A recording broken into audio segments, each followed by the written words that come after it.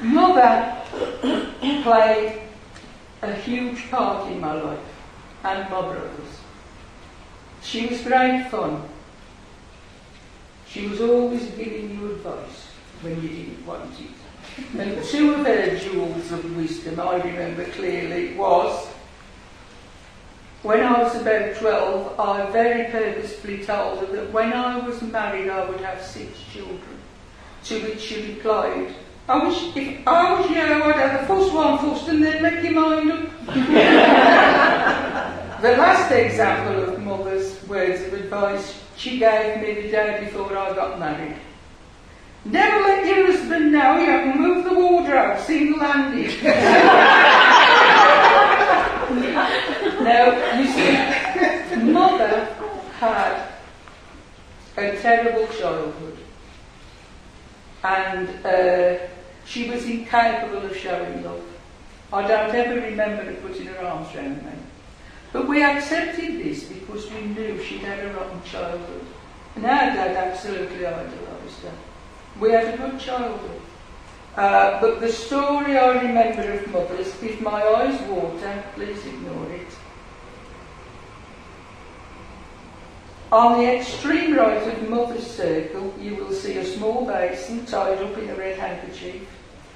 When she was a child, many working class men had a cooked meal taken to them at midday at their factory. The vegetables and gravy were put into a basin. On the top of this was a small plate on which the plate was placed a piece of meat, which was then covered with an inverted saucer, and the whole thing was held together in a large red handkerchief. The corners were knotted to form a carrying handle.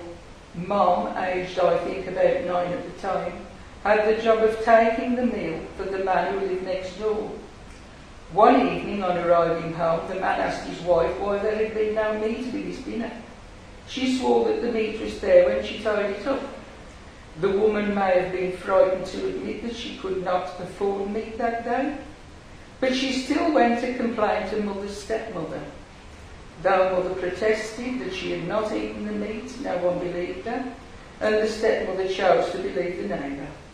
For letting the family down by stealing and for telling lies, Mum received a sound thrashing. The next day she picked up the meal as usual, carried it halfway to the factory, then sat in the gutter and ate the lot.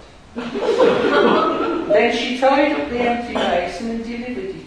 She figured that as she had a beating for nothing the previous day, today she would have a beating for something. However, that evening nothing was said. The woman must have confessed to her husband that there had been no meat the day before.